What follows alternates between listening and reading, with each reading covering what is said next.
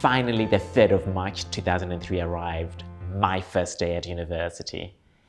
I was so excited. I had worked so hard all summer at McDonald's to save money for my books and living expenses. So I felt empowered to go into my first semester of university with some resources and sufficient funds for my books. I remember when I entered into my first class.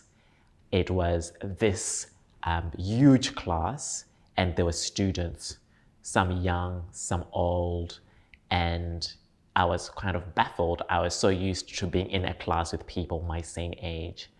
I sat down and everybody was quiet, minding their own business. 9 o'clock sharp arrives and the professor enters the classroom. I was so shocked.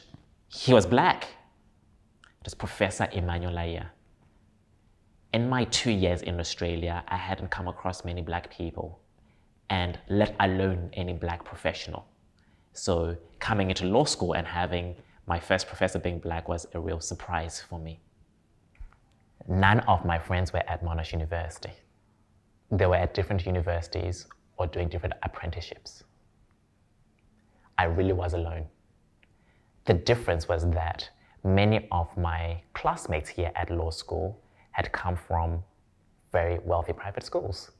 Scots College, Wesley, Lauriston Girls, Janazano, you name it. And they came in hordes. They were not the only ones, 10, 12 of them in groups. And so during the breaks, they would hang out together. And then there was me. Law school was very competitive. What I came to realize was that when I was working at McDonald's after year 12, raising all my funds to go to university and be able to buy my textbooks and for my living expenses, my classmates had spent their holidays traveling Europe, visiting Israel, doing projects. My experience was working 8 hours, 12 hours, 16-hour days at McDonald's so that I could have enough money. And I just came to realize that my experience and theirs was very different. And I came to realize that each person was really out there for themselves and get an advantage to get into the best and top law firms. And so I came to realize that the bubble that I had with Kingswood College, the community that I had so accustomed to in my past 2 years, was not available to me at law school. I started feeling lonely and alone.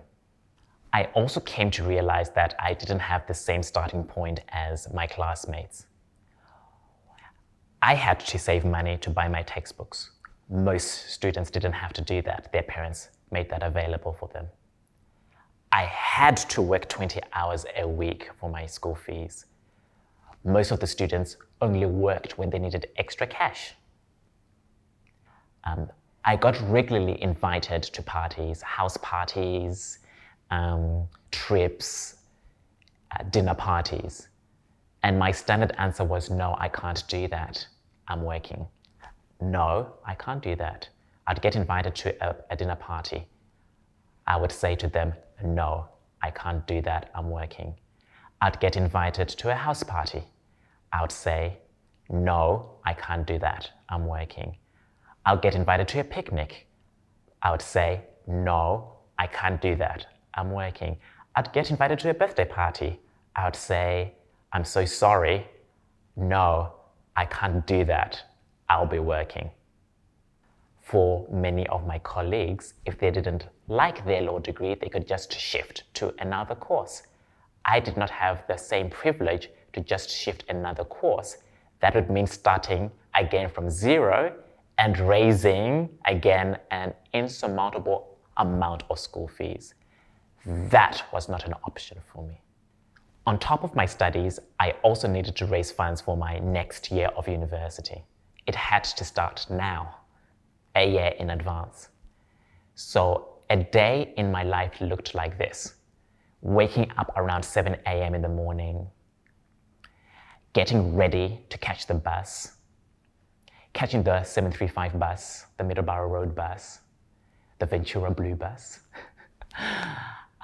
be on the bus for about 20-25 minutes. While I was on the bus, it was my opportunity to study. It was one of the limited spots I had to study. It wasn't a time to socialize, it wasn't a time to listen to music, it wasn't any time but study time. I would then attend my classes typically from 9 a.m. till 2:30, 3 p.m.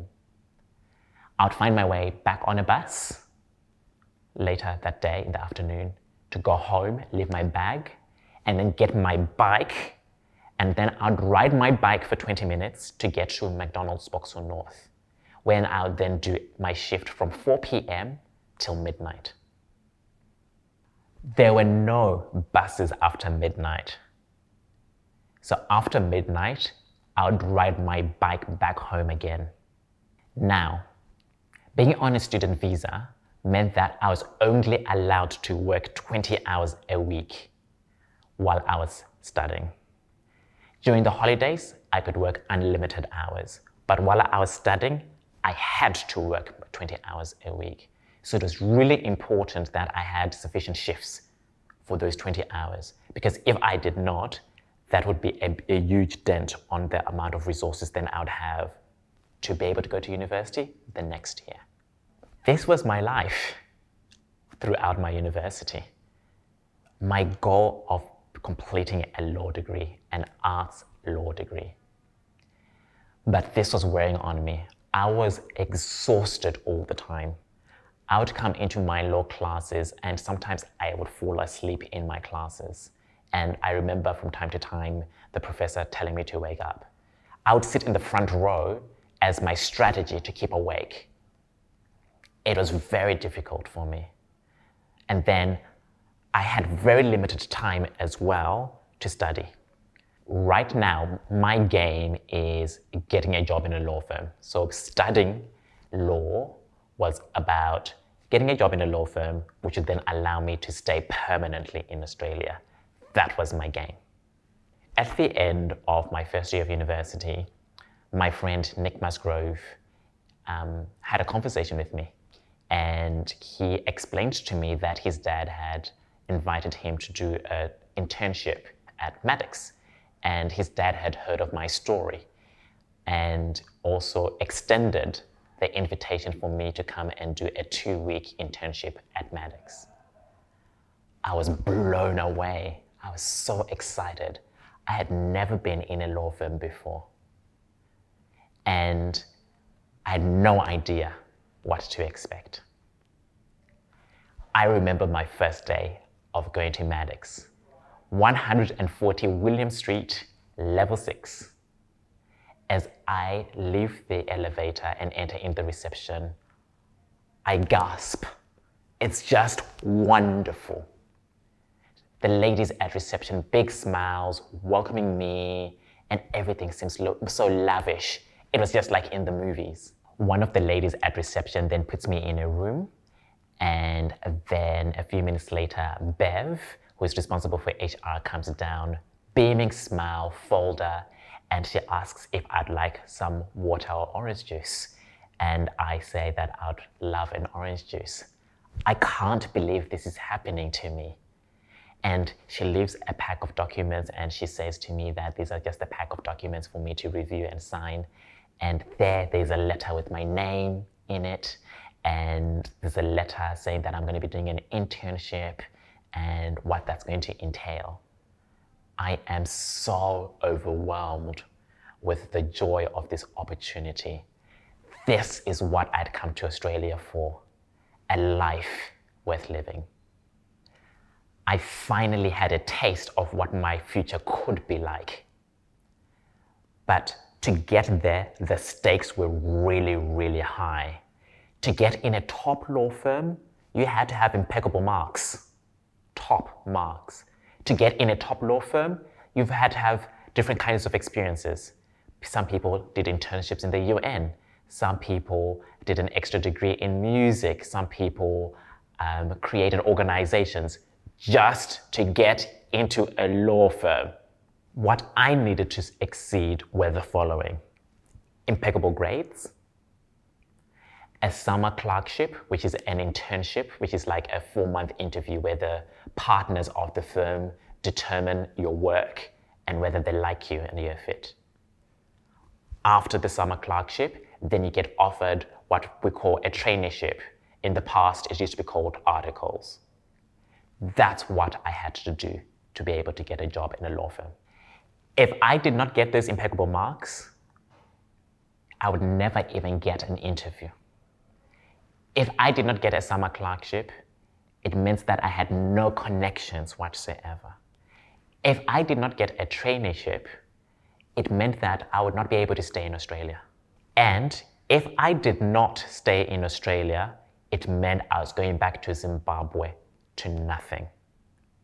By this time, the situation in Zimbabwe had even become worse.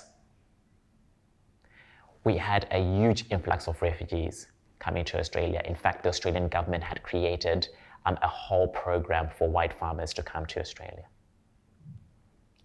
My family did not have food. My mom had continued working in South Africa. In fact, in 2005, my entire family relocated to South Africa because it was not viable living in Zimbabwe. My hopes and dreams are riding on my performance, but also my entire community's hopes and dreams in Zimbabwe are riding on my performance.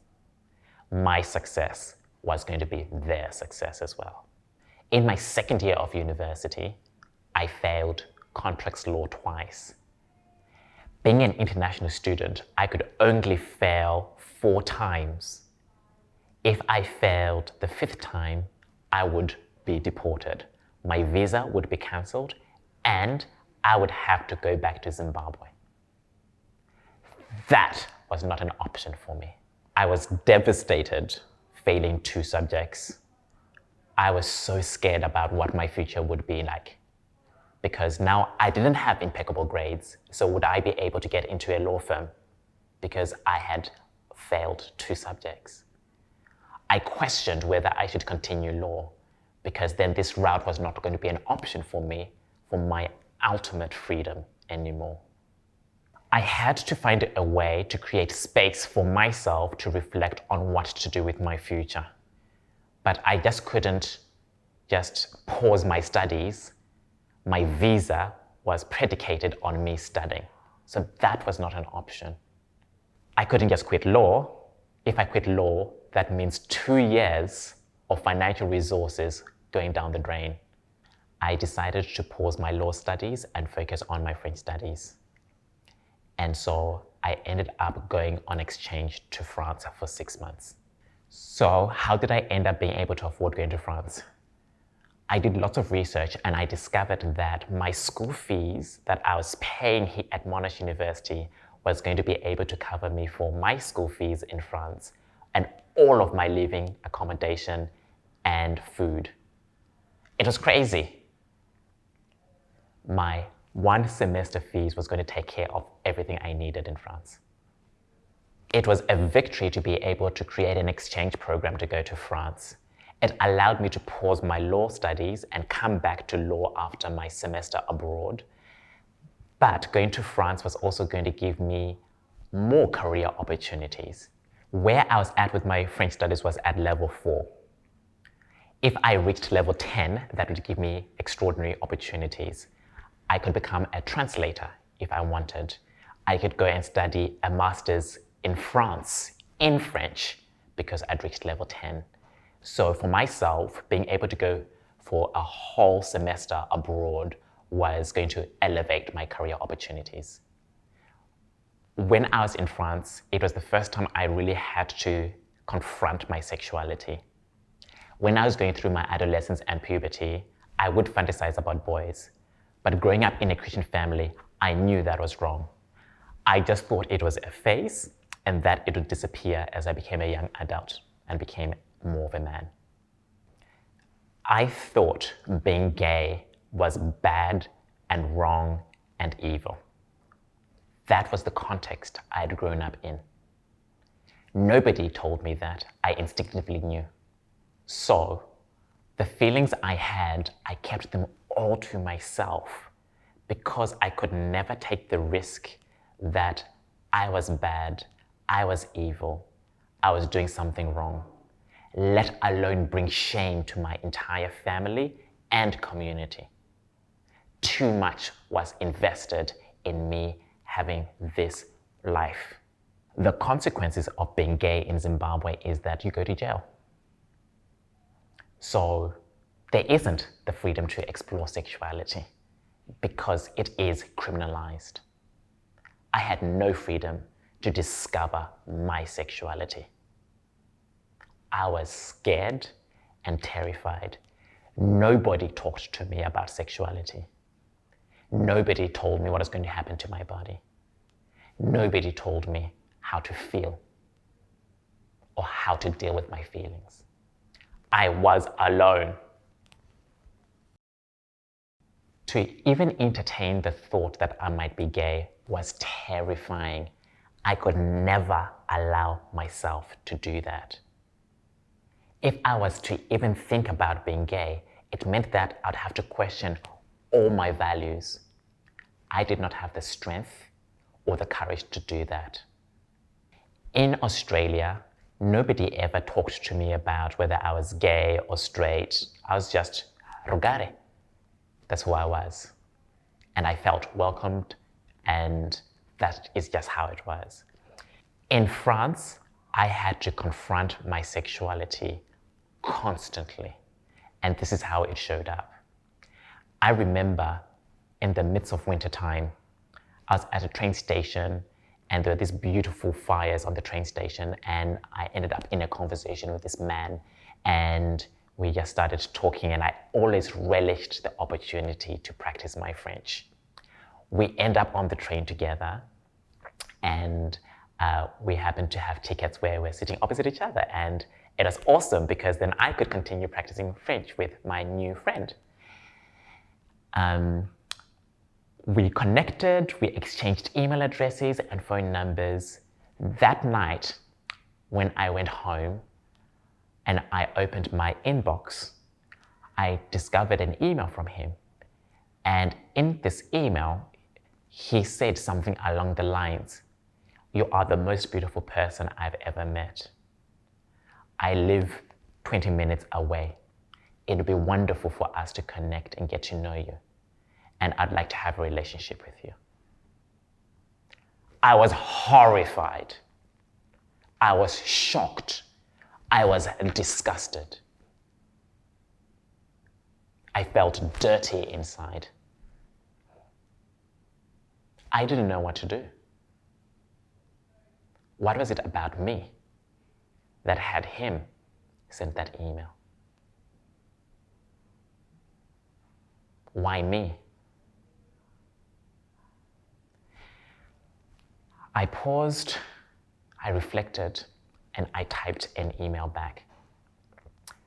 And this is what I said, something along these lines. "Thank you very much for your email. I am not gay. I'm a Christian, and it's wrong to be gay.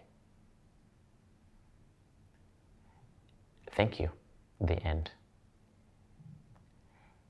I got an email back where this person was very abusive towards me because of my comments.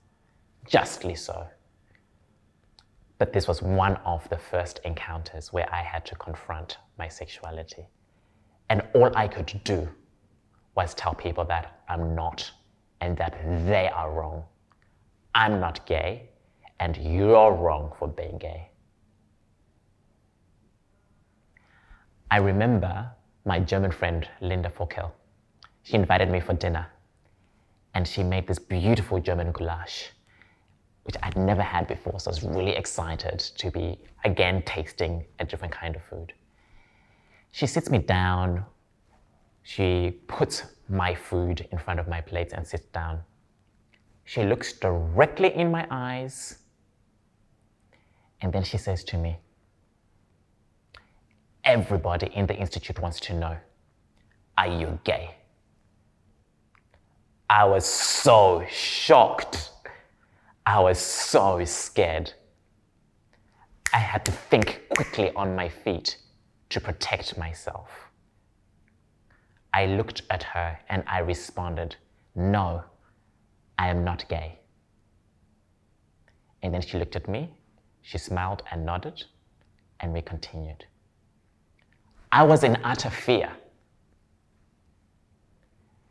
If I accepted that I was gay, I feared I was going to lose all my friends.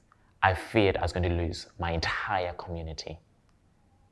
Worse was that I didn't actually really know what was going to happen. I didn't know any gay people. I didn't have any friends who were gay. Nobody talked about being gay in Zimbabwe. All I knew was that it was dangerous to be gay. I was roaming the streets of Nice, taking photos, excited to be in the southern part of France, and a man approached me and he said to me, "Can I take some photographs? And then you can send them back to your family." I was so excited because it was very difficult for me to take photographs of myself in them. So I thought it was a great opportunity and I thanked him profusely. And then he asked whether I wanted to have a coffee with him. And giddy as I was like, yes, this is a great opportunity to practice my French with an authentic French person. So off we go to the cafe and we end up at McDonald's. That was slightly surprising to me. I was like, why are we going to McDonald's? That's what I was thinking. I didn't say that out loud. But me being a nice, polite person, just kept quiet and continued entering the McDonald's. When we enter McDonald's, I sit down and I'm expecting the man to sit in front of me. Surprise, surprise, he sits right next to me. And I'm slightly surprised. And then all of a sudden, he grabs my hand and he looks at me and says, "Your hands are soft." And then his knee starts bumping against my leg. I am horrified. I feel completely and utterly violated in that moment. I was so shocked that I had no words. I froze. I didn't know what to say or do. If I stood up and left, I felt that would be impolite. So I was stuck. I looked at the waiter in front of me, like looking and pleading with him to try and save me. But of course, nothing happened. It was just all in my head. After we had a hot chocolate for me and his coffee, he then stood up, went into the McDonald's toilets, and propositioned me for me to come in. By this time, I knew something was really, really, really wrong. I refused to enter the toilets, but I stood outside, frozen. My brain refused to think. I still didn't know what to do. So I just stood there, stunned.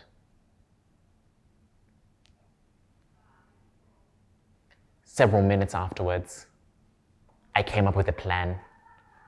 He came out of the toilets. He asked what I was doing next, and I lied to him.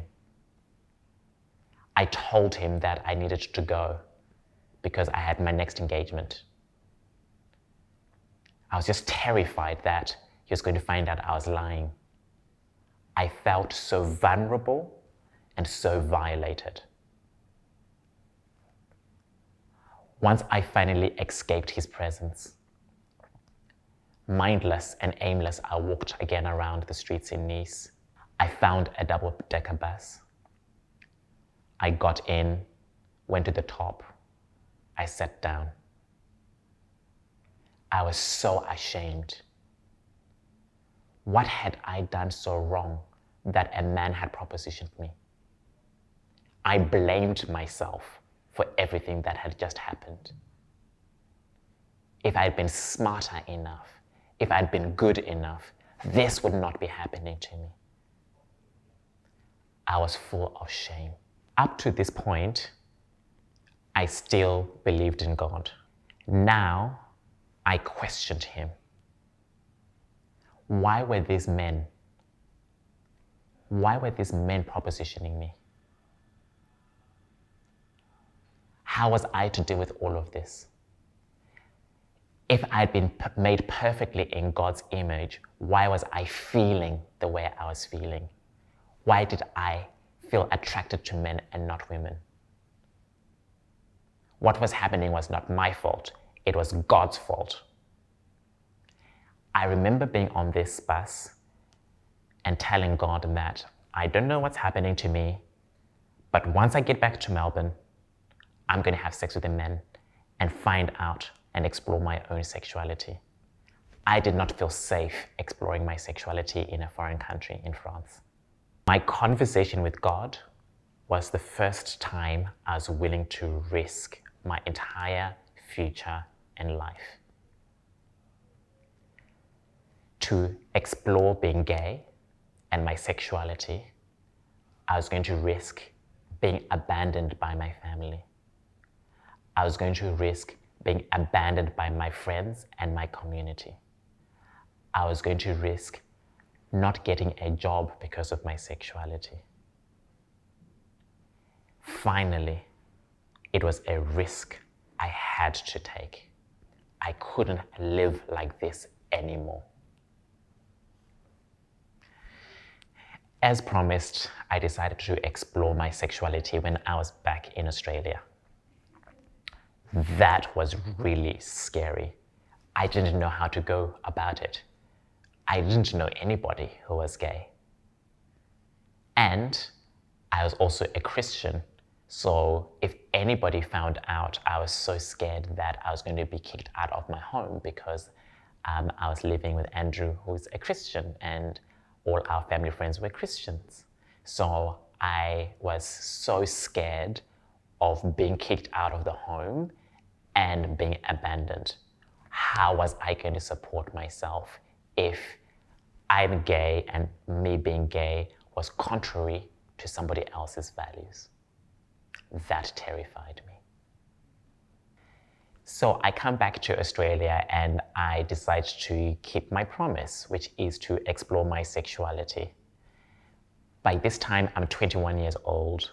I'm bloody horny and I want to just express myself, and I didn't know how to.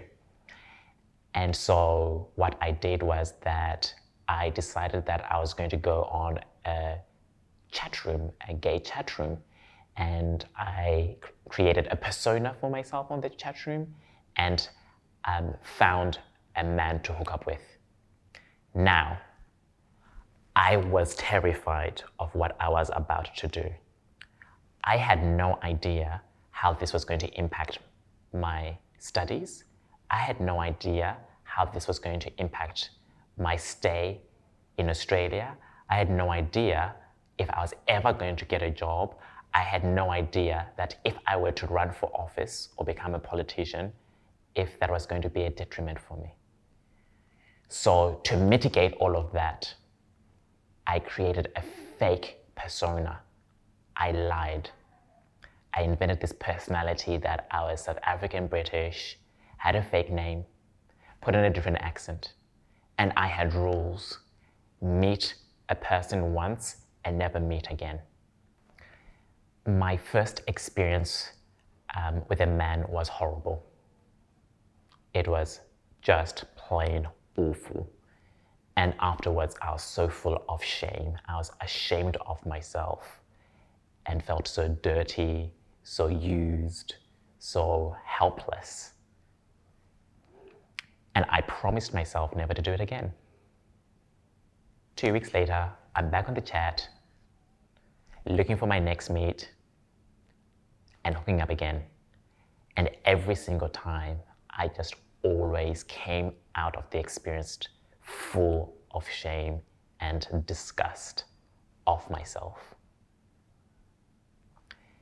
Every time I met a person for a sexual experience, I felt so ashamed and so dirty. One of my values, or another way said, one of the values I was raised in was that you don't have sex before marriage. So every time I had a sexual experience, I felt like a very bad boy. Because I was so scared of being found out to be a gay man, my sexual experiences were always done in secret, and they were dangerous. I would meet random men in their homes. I would leave the house at night without telling anybody. If something ever happened to me, nobody would be able to find where I was. I'd meet men in car parks, in public toilets. My actions were dangerous because I just wanted to be able to express my sexuality, but so did many other men. And they didn't feel safe in doing it in their own homes, so sometimes the only place available were in public places, which could have been raided by the police at any time. My sexual experience and my relationship to sex became one of high risk. Sex is meant to be an enjoyable experience, and in the moment, it was enjoyable. But the aftermath of it was always horrible because I was putting myself in very risky and dangerous positions. I wish I could have been like my other friends, my straight friends who seemed to have stable relationships, proudly talk about their sex lives with no shame. That was not me. My experience of sex was always in the shadows. Exploring my sexuality really altered the way I saw the world. Growing up in Zimbabwe, lying is a bad thing to do. Deception is a bad thing to do. And here I am now, 21 years old, exploring my sexuality, and I'm lying about who I am. I'm deceiving people as well and manipulating them for my sexual gratification. But not only am I doing that, they are too. Many of the men I met up with, some of them had girlfriends, some of them were married men. But they too did not feel safe and have the courage to come out as gay men. Exploring my sexuality had a huge impact on my life. So I had my studies to accomplish. I had money to raise for my school fees for the next year. I was working as well, and I had responsibilities at home. And now I've got a sex life. How was I going to fit it all in and make it all work? And what was unworkable for me was that my sex life was all done in the dark. And because I lived in fear, my first 6 months of being sexually active, I would have easily have met with over 50 men. That meant that I was going onto a computer, going into a chat room, finding a man to meet, arranging a location, going to a location, having a sexual liaison with them, coming back home, and then doing it again. Because my policy was, meet once, never meet again. My life became unmanageable. In Zimbabwe, 1 in 4 adults were HIV positive. Here I am now in Australia, having sexual relations with multiple men. All I could think of was, am I putting myself at risk in getting infected with HIV and STIs? My relationship with sex was one that it was very dangerous. And in the moment to be enjoyed, but afterwards there could be dramatic consequences to my life. So I always lived in fear of whether I had an STI or whether I was HIV positive. I had no peace of mind during this period of my life. At the end of my third year of university, I became very sick. I woke up one day and I had shooting pains throughout my body. As the day progressed, I couldn't move my body.